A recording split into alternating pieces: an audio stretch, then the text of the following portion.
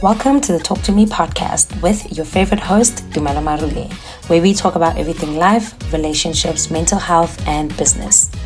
We'll be talking to many experts in the field, sharing my own experiences, and providing you with actionable tools that you can use in your life. I'm here to help you navigate the ups and downs of young adulthood and provide you with the tools and resources to help you succeed. So whether you're feeling lost, confused, or just need a friend to talk to, I'm here for that. Listen to our podcast on Apple Play, Google Play, and Spotify. And don't forget to hit subscribe, rate our podcast, and review it. I'm here to help you make the best of your young adult years. So let's get started.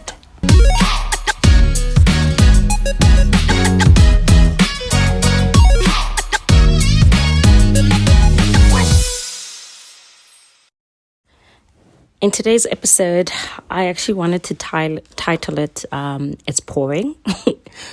Primarily because I genuinely feel like for the past month or so, I have been feeling so stagnant, so uninspired, so drained from just the idea of the mundane things of my life, right? And how to bring back that inspiration, how to bring back the creativity, the fueling of my passion, and all of these things that are required, so to say, in my life. I think the biggest thing is when you are creative or when you are just an individual who is in a space where you embody a different type of life that you want, it can get a bit exhausting mentally, emotionally and physically, because you are basically putting yourself and your mind through a lot of strain to just go on a path of self-discovery, which is exactly where I am. And for me, it hasn't been the most easiest journey. It hasn't been the kindest either, because in the process, you realize who you are, you realize what you like and what you don't like. And therefore, some of the things that you used to do in your life turn you off. So you lose some people unintentionally, intentionally, based on what it is that you are trying to get out of this path of your life. And it can be really exhausting. It can be really draining. But there are a couple of things that I realized I probably had to do to embrace the stage of boredom, the stage of being uninspired, of no passion, no creative work coming about. And sometimes you fall off the bandwagon. You pick up a challenge, you complete it halfway, you fall off, you pick it up 80% complete. Prior to you finishing it, you fall off, right? But it becomes a cycle. So you kind of need to go back to doing deep work and realize, what is that problem? And for me, I realized this because there were one or two things that I wasn't really achieving in my life that caused me to feel how I was feeling. And now it was trickling down in every other aspect of my life. And for that part, I had to, one, take a break. I had to really put quite a lot of things on pause and say, you know what, Dumela, I think it's time for you to actually take a break. It's time for you to acknowledge the fact that some of these things that you really do want to do, you kind of need to put them on hold so that you can be able to achieve what is necessary at a set point in time. Number two, I'm a day napper. My break means I need to nap. I need to sleep. I need to turn my brain off and tackle it as and when I'm ready to. So in my breaking process, I had to actually start napping a bit more than intended. And it helps, in my napping, because I became very stressed and anxious. I started taking ashwagandha. If you don't know what ashwagandha is, it's basically it's medicinal. It's actually a natural root and a natural way for you to decrease your stress levels, because it affects your cortisol hormones. So you are able to then kind of woosa, in a way, unwind, if we'd like to put it like that. So I had to learn that unwinding, there isn't really a problem to unwinding. I think the only thing is, how many times would I have to do that in a day? So I started to take a nap. one or two times in a day. And I realized I probably was clouding a lot of my mind with unnecessary thoughts. I am an overthinker, so I would think about worst case scenarios that would never even happen in any time of day. So sleeping, in my mind, has helped me. Okay. And it has basically brought me back to center. And humor has been another thing of making me realize where I am, and paint the picture itself, So it's more of some of these things. Someone else could say they're counterintuitive, but they do work to a certain degree. You can't keep doing something and moving in the same cycle without changing a few things. Sometimes there's a season of boredom, and unfortunately, if that season comes, you then are meant to embody something else, right? Which is the next portion. Try something new. I think it was only reigniting new things that could inspire me to awaken those dead ones, right? So I started actually taking time to go back to the kitchen, literally, and whipping up some good meals for myself, the family. And that really makes you see how far you as a person can go, right?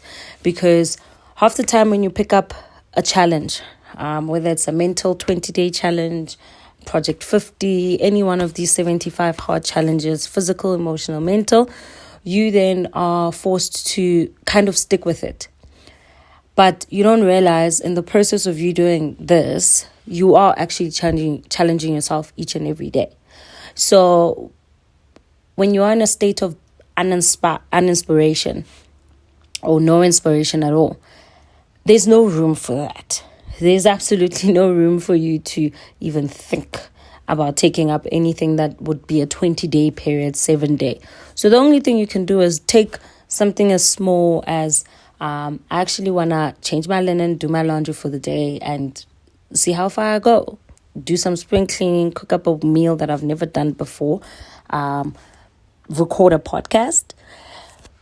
Then you start realizing that, oh my word, today I actually was able to do X, Y, and Z, and it then will allow you to have room to put that into the next form of inspiration for the next day to come. So be someone that is willing to try something new.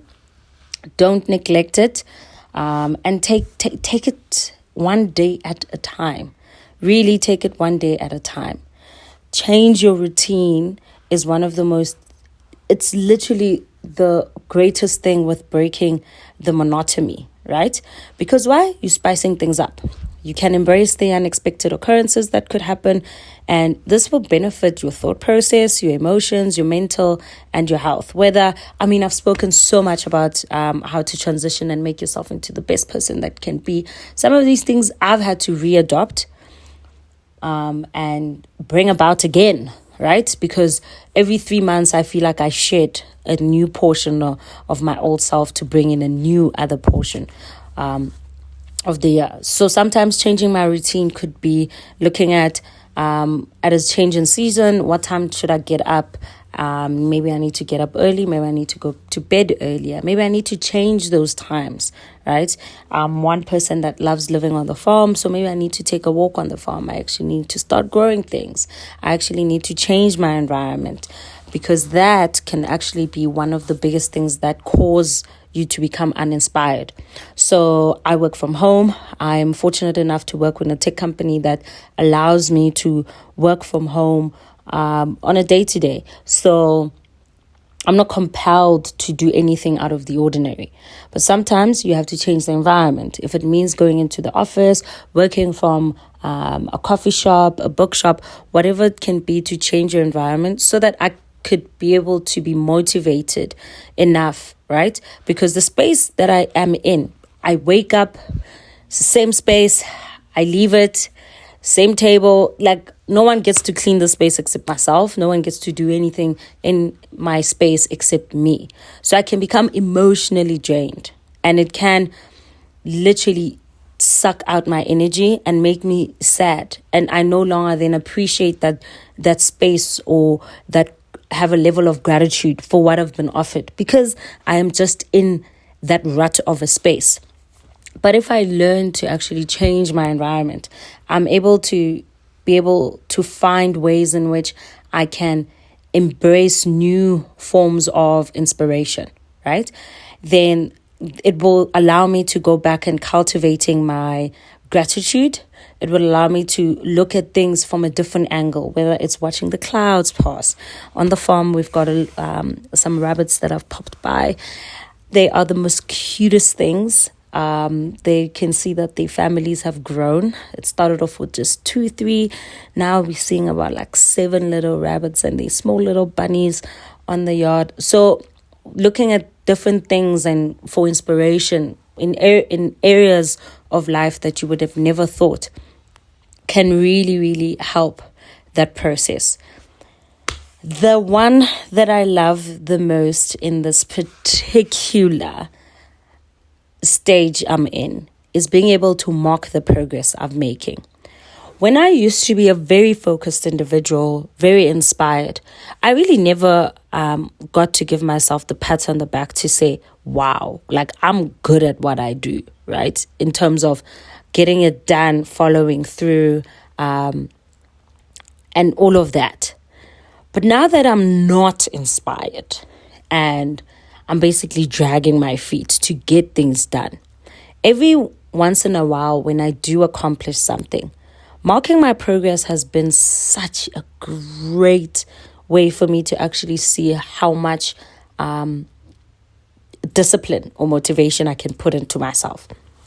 Whether it is creating specific goals, right? So those small little challenges that I was speaking about on a day-to-day, as opposed to something as big as, let me commit to something for 20 days, but rather marking my progress in terms of specific accountable measures that I can put. So that small little step that I can take and analyzing my progress periodically has helped, right?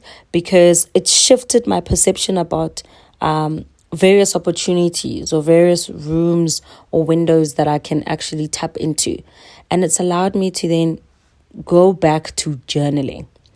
Journaling has been and will forever be the one thing I think I fall back on, whether inspired or not inspired.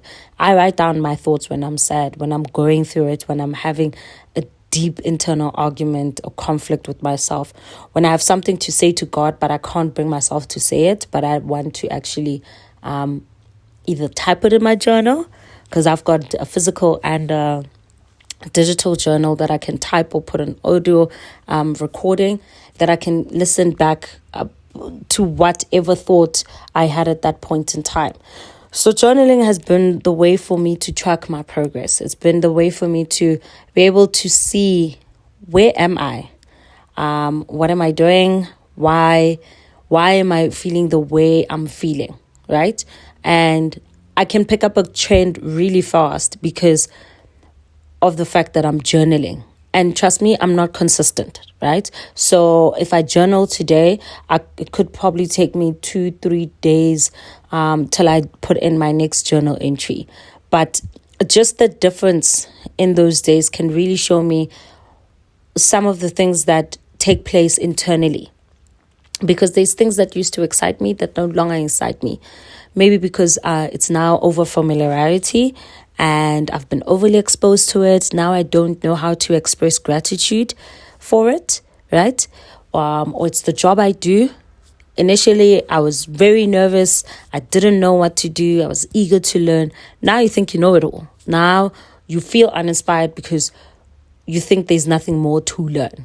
So going back to spaces where I can then tap into journaling, showing a level of gratitude, being able to change my environment, changing my routine, trying something new, taking my naps, taking a break, exercising, forcing myself to actually go into various norms of my life that are my mundane things. Ultimately, at the end of the day, you can't stay in a state of uninspiration or uninspiredness for a long period of time.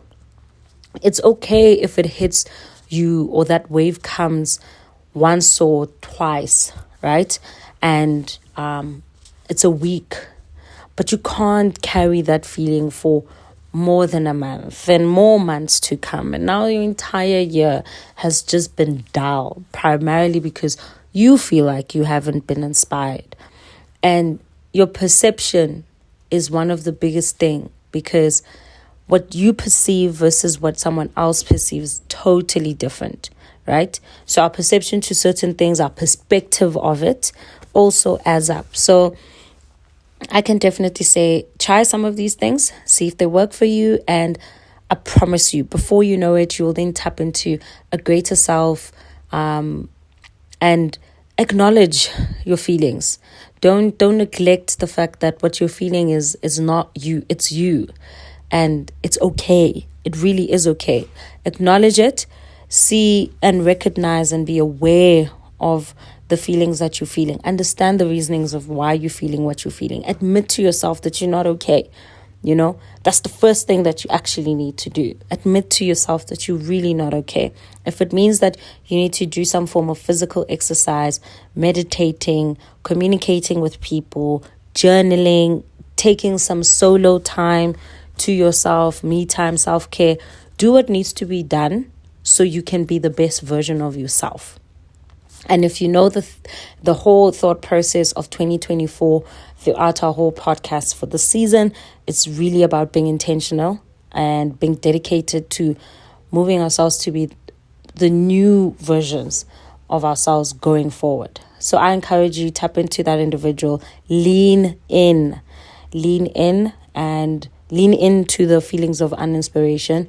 Don't stay there for too long. Feel it, understand it, so that in your next cycle, when it does come, you're able to see it a lot more faster than intended. And I promise you, it's going to be a lot more easier for you to handle it. But much love from me to you. I hope you can tap out and tap in to this new season that you were embarking on, and you've got this.